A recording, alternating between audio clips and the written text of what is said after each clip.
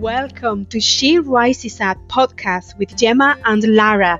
We are multi-award winning international coaches, authors and speakers specialized in women's empowerment and conscious leadership for women. Here we want to empower, uplift and elevate you with conscious conversations aimed to unify femininity, business and consciousness.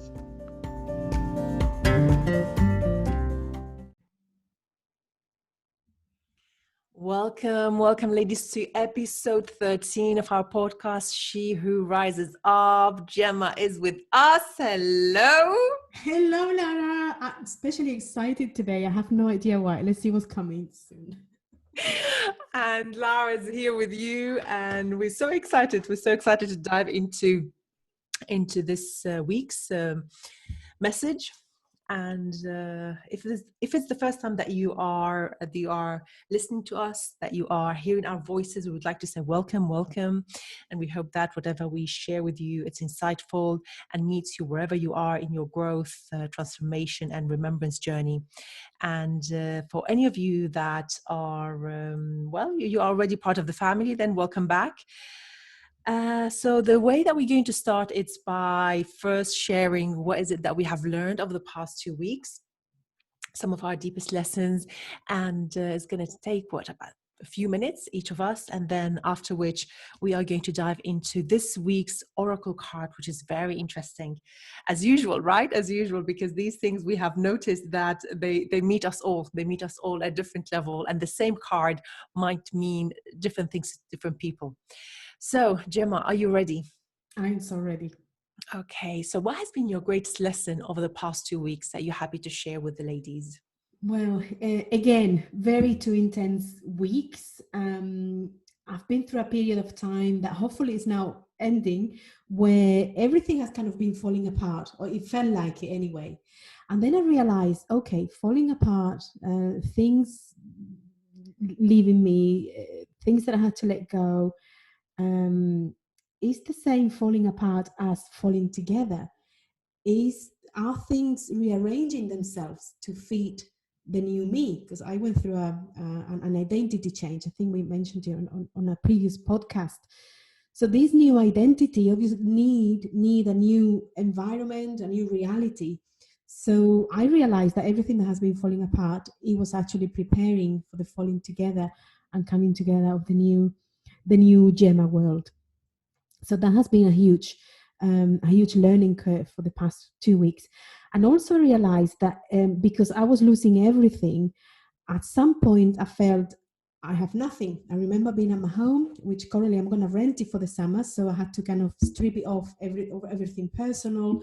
All my possessions are currently in houses, in boxes in a place somewhere. And I was here, I forgot my suitcase with clothes. I didn't have clothes for the next day. I only had the basics. It was just me, my house that soon was going to be rented, and the basic food in the fridge, barely back to basics. And I thought, well, I don't need anything else. And even if I lose everything, I always have me.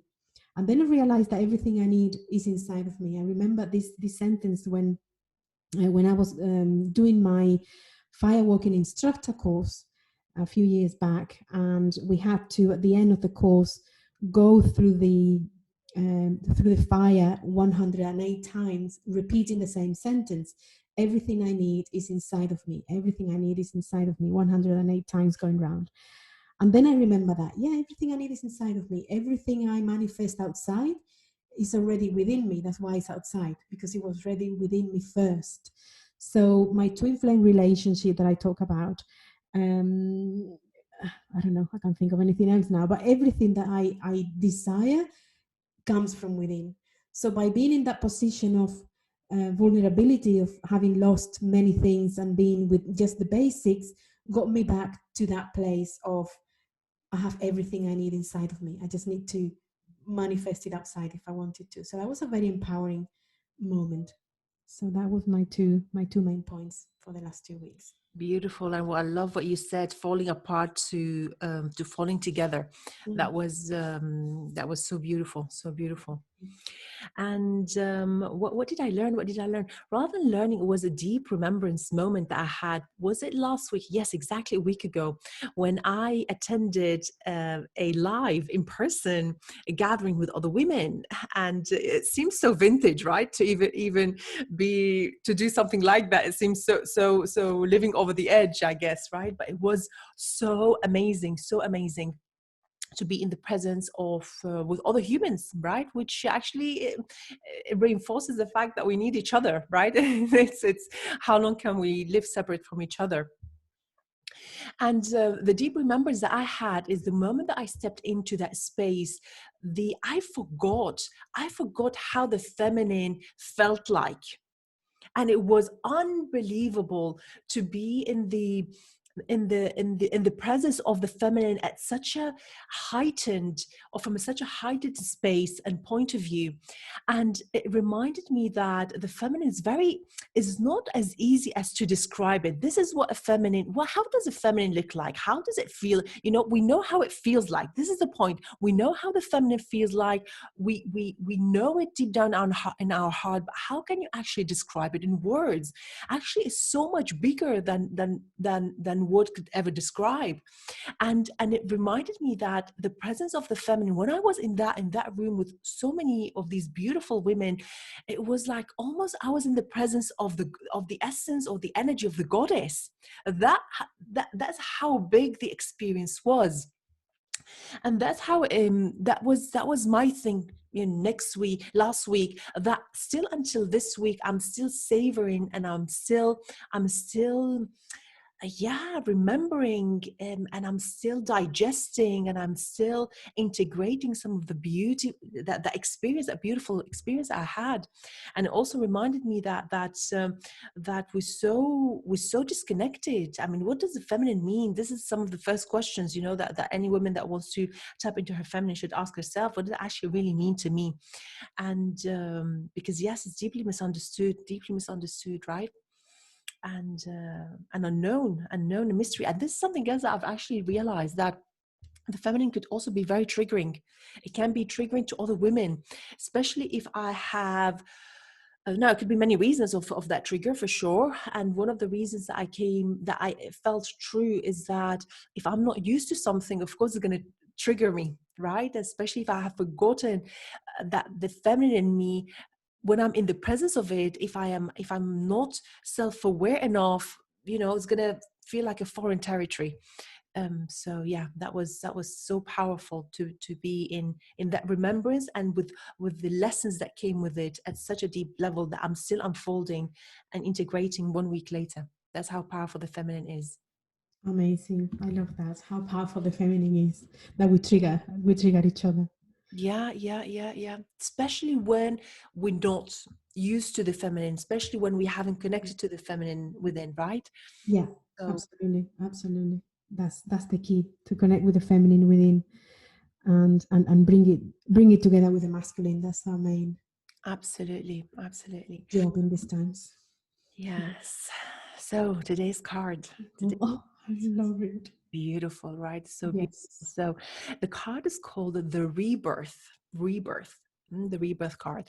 And if I was to describe the card, it's so beautiful because it's very earthy, and you have a snake surrounded by beautiful flowers, and the text that comes with the card says, "I shed habits that hinder my truth. I release and renew." So this, I feel that, and the card is number 32 for all the ladies that are into numerology. Okay. I mean, we could see it from so many perspectives here. So what was that reaction, Gemma? When I shared that card with you, what was your reaction? My reaction was, because I was going through something yesterday, I thought that Lara picked the card for me personally. And when I saw it, I thought, oh my God, yeah, it's spot on. And then I thought, oh no, this is for the podcast tomorrow. So once again, we are doing this for us, this podcast. We're doing it for us. It's just sharing it out into the world in case it inspires somebody or helps someone along the way. But this is totally for me. The process I've been going through the last few days, I totally felt like I was dying and rebirthing onto a new one. For what I said before, everything was kind of falling apart. I've been having an identity change for many things that have been happening. And then finally, the rebirth came. And obviously, to have a birth, there has to be a death before. And it's always a death of the ego, some parts of you that you need to improve. Improve, I don't like that word improve, maybe renovate and adapt to the new you, to the new things, to the newest that you are becoming. So that's exactly what I was feeling yesterday in many levels. In the card mentioned the habits, and one of the habits I've had all my life, and I'm gonna open myself raw here because it's something I don't really share. It was something I was quite ashamed of, but I've always had this habit of eating too much and finishing everything that was on my plate. I was never able to leave anything on the plate, even if I was full. I had to fill myself up. And suddenly, and I guess it's because of the change of identity, of the increasing consciousness, of the raising consciousness, the changes that I'm experiencing in my body, that has suddenly gone. It has gone. I haven't done anything apart from keep growing and changing and looking after my body more. But suddenly I don't have the need to stuff myself up. I just don't have it. And it's happening automatically. And it still shocks me when especially the other day, I went to a really lovely Japanese restaurant with a friend. The food was just delicious. It was absolutely divine. And the moment I reached the point where I was full, my body said, no. My mind said no. That point that I had control over my body, over my mind, was a before and after moment. That was the moment of rebirth when I realized I have changed. This is the new me who doesn't need to fill up a void because I'm full. I'm full with myself, with my own love, with my own energy, with my own spirit. I don't need to feel anything with food anymore. And it has gone on its own accord because I felt that void with love. So that part of me died, and it was a celebration when it died. So dying is a celebrating moment because something better comes in. Always happy. I was losing many things, like I was saying, everything was falling apart. But then I realized that everything is actually falling into place. So it's not a death, it's a transformation. It looks like death, but it's not death. So death, dying is just a transformation. And the rebirth is the point when the transformation starts or ends. I'm not sure. What I experience as well is when that moment of dying comes in, and you have nothing and you feel you're dying or everything is falling apart, or whatever the sensation is for you when you are through that dying process, is that you're forced to go within. You have nothing else. So you go within and you find more self-love. You can love yourself more because the love outside maybe has disappeared or is disappearing.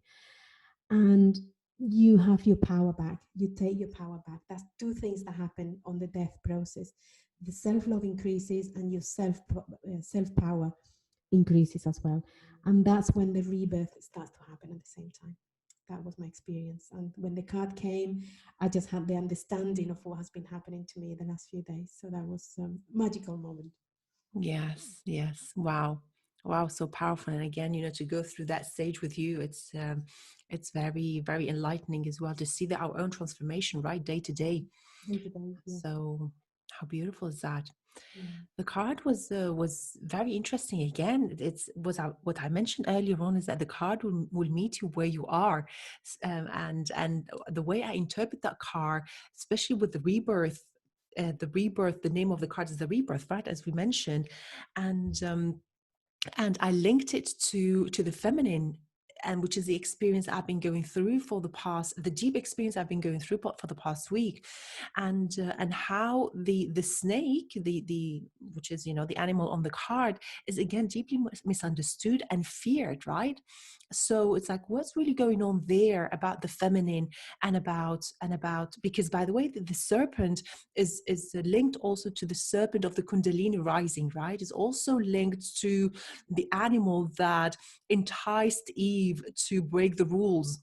So it's linked to the feminine, and then I was thinking, what is it about the snake that makes it such a fearful why are we afraid of the snake? And I wonder, what is that aspect of ourselves that we're scared of, especially from the feminine perspective. What would happen if the feminine was to rise? And with the so that was my understanding of that. So the rebirth that I'm going through is, now I am reconnecting to the womb space, which is something that I knew it, I understood it, but now it's from a physical perspective. After last week's experience, I mean, the connection that I had to the womb space, like I've never had that before in my life. Once I understood that it's literally in our bodies, there is a physical space where life begins. There is a physical space where life begins, and that is within us. So are we tapping not only physically into it, but also metaphorically into it? And so that is the rebirth that I've been going through. And what was so interesting and funny, quote unquote, is that having spent 20 years more of my life in the corporate world, I remember going to some of these when I started my one of the biggest spiritual awakenings that I've had. Although, you know, I had so many more after that one particular one, that was like the big mama, the big daddy of them, you know, allowed me so much more to come through. And I remember going to these self-help books and seeing so many of these books, you know, dedicated to the womb space. And I'm thinking, how these people are crazy, you know, these people don't know what business is all about. It's like, you know, we're here to talk about hardcore business and hardcore leadership skills that we need to develop and embrace. And yet, you know, a few years later, I realized that it was talking to me directly, right? It's like, Clara, you, darling, you connect to yourself. You connect to yourself first, explore everything that needs to be explored, and then you could be judgmental about so-called, you know, not non-business related business. How do you know, right? So that was my own message to it. Now, the snake, now, if I was to look at it from another perspective, which is the wording that came with the card, and that's in relation to habits. My brother actually has snakes. We've always had snakes at home. So, and it's very funny because he gives me snake skin. So it's so beautiful to see, number one. And you know, I should have brought actually one. Well, we can't see it, right? But I could see it. I could connect to the energy of the snake skin.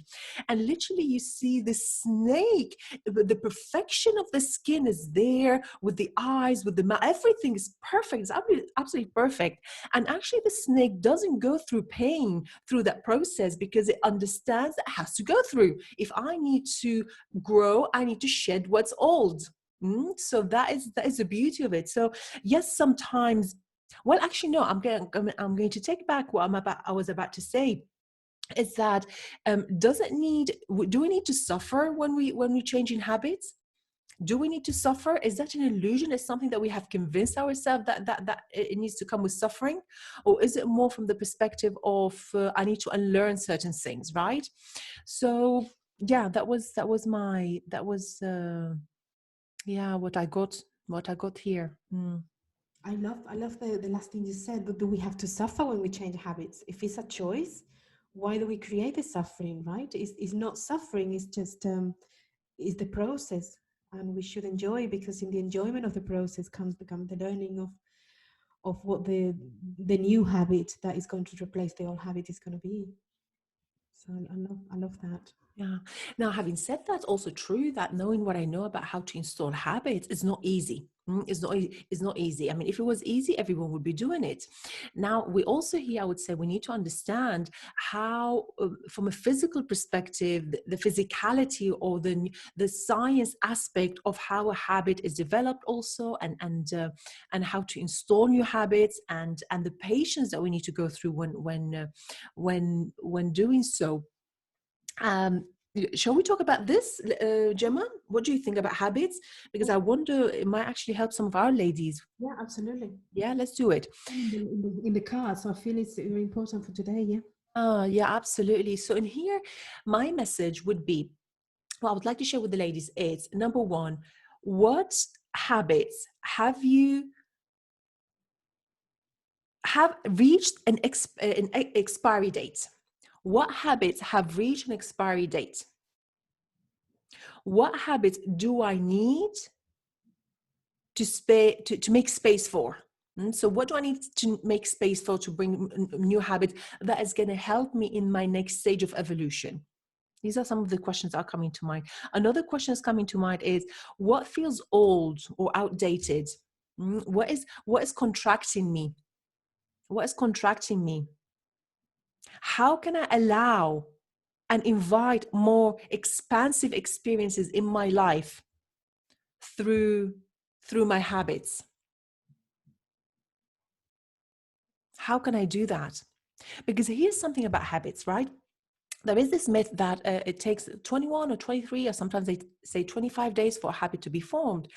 And the truth is, actually takes much longer than that. According to University College London, it takes anything from 66 days. I don't know why the precision of the 66, right? But it takes anything from 2 months up to a year, depending on the complexity of that which I want to create, that new habit that I want to develop, which actually makes a lot of sense that especially at the beginning, when I want to install those good habits in my life. Because by the way, over the past 1.5 years, we have developed habits that don't serve us anymore, and there's enough time for us to have done that, right? So how can I be patient? How can I be patient? How can I also learn other lessons while I'm also developing habits? So it's not just the habit itself. What also can I learn while that happens, right? Patience, for example, is one of them. So I'm saying that for 2 months, I need to be very patient, and I need to create a structure to help me then be on autopilot on something that I know is going to be good for me. I love all those questions, and I have another one, if you allow me. How do I want to feel? Because and I'll put the example of what I was talking earlier. This habit change that happened in me automatically it came, and I realize now, thinking about it, because I wanted to feel healthier.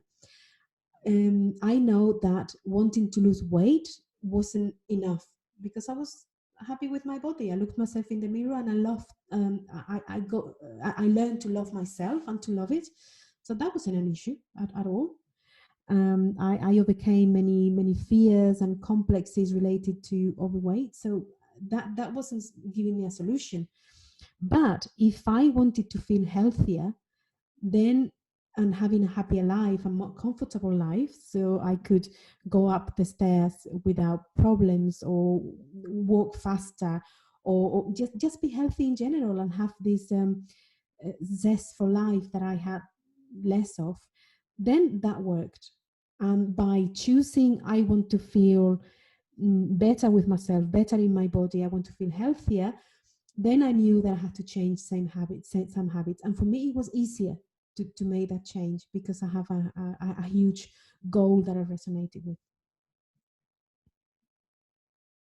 Wow. Yeah, absolutely. Which actually here, what I'm getting is that sometimes it's not the first why as to why I want it to include that habit. It's literally going to and find out, being a detective, to find out what is the reason behind the reason. So what is the initial reason as to why I want to introduce that habit in my life, right? Because sometimes it might not be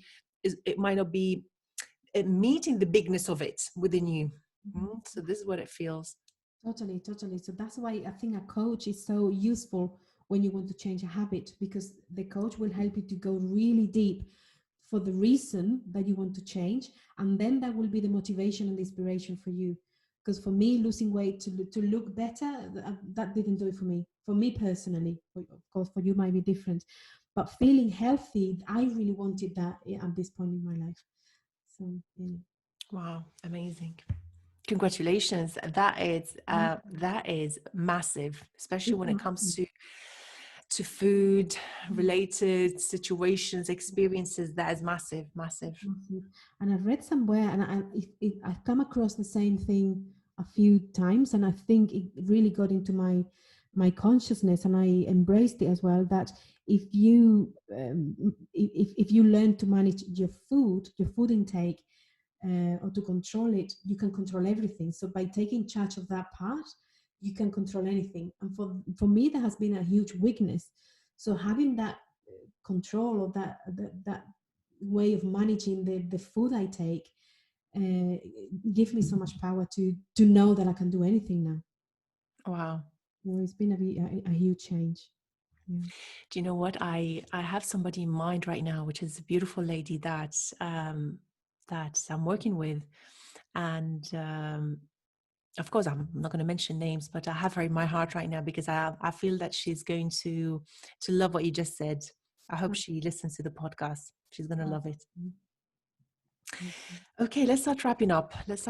Gemma, are there any final points that you would like to share with the ladies in regards to because we touched many things, all related, but from different perspectives, right? Today, any final wisdom, any final points? Let me see. Well, something that I've learned as well, and I think is very related to everything we've spoken to, is to have balance. The yin and yang comes to mind, and a friend of mine, an 8-year-old girl called Emily, reminded me the other day about the yin and yang with a pendant that she had. And it's important to bring balance and to know that not all light is the yin and the yang. There is light and there is dark, and is the integration of it. And we talk a lot about being in 5D these days, in unconditional love, and that's great. That's where we're going. That's where the new world is going. But what I realized as well is that it's not about leaving the 3D behind and moving from 3D to 5D. It's about integrating 3D, because 3D is within 5D. 5D includes 3D. So we're not going to leave it behind. We're going to integrate it and learn how to really manage it and learn how to be in 3D from the 5D perspective. And that has been a huge learning curve as well this week, by feeling more in 3D and not knowing why I wasn't resonating. There was actually a question that Lara made me, and why are you not? I can't remember the exact question, but it was something like, "What is it in 3D that you have to learn or you have to integrate?" And I didn't know at the time, but it was just that. It was just integrate the 3D within the 5D, and accept it. Accept that we are humans, that we make mistakes, and that's okay. And that's okay too. And it's okay. You can be in 5D, but 5D includes 3D. That's the thing that was the. And I sense that we need to talk about 3D, 5D, because maybe some of the ladies that are listening to us today, they might be thinking, what is that about? What is 3D? These girls are talking about 3D, 5D. We need to know more, so we might need to talk for some point, right, about that. I was talking to myself there. Yeah, that's right. So D stands for dimension. And it's just different levels of consciousness. Yeah, we will talk about that. It's a fascinating. It's a big one. It's a big one.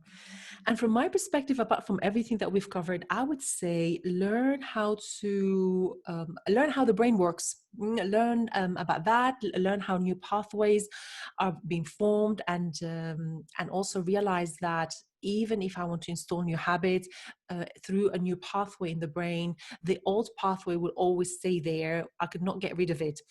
What I need to do is to create stronger habits that will overtake the old ones. So if you want to install new habits, or if the topic of habit interests you, do research about how the brain works, because that will be empowering, and that will give you the knowledge to say, do you know what, the reason maybe I've given up 3 weeks into this new habit I want to install, it actually has to do also with the physicality of the 3D, the 3D that I live, or this human suit that I live in.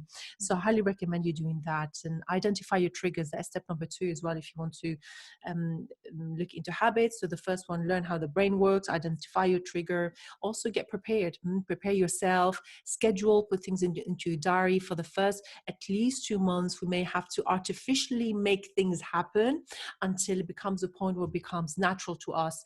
And when it comes to habit, I would say, please do, if you choose to audit your habits and see what habits are not longer serving you, or which one do you need to install for this new stage of your evolution, and make them expansive, right? This is not about having a habit because I'm supposed to have this habit, right? So if you're not into a sitting meditation, don't do it. If that's not your thing, maybe you're into walking meditation, right? So this is about bring things into your life that feels good. This is not a task list that we have to go through. true. And yes, we need to practice until we embed those. I love that. Okay, so this is it, I think, Jim. I think we could talk so much, but we need to start wrapping up. It's our 30 minutes it's up now. And thank you, Gemma. Of course, thank you. And thank you to our beautiful ladies for listening to us. And please do share this podcast with other gorgeous ladies in your life, so this message could get to them too. Yeah, please do. Thank you so much, and see you very soon. Bye-bye. Bye-bye.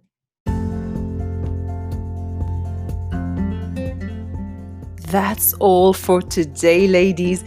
Thank you so much for joining our conversation, and we truly hope you loved it.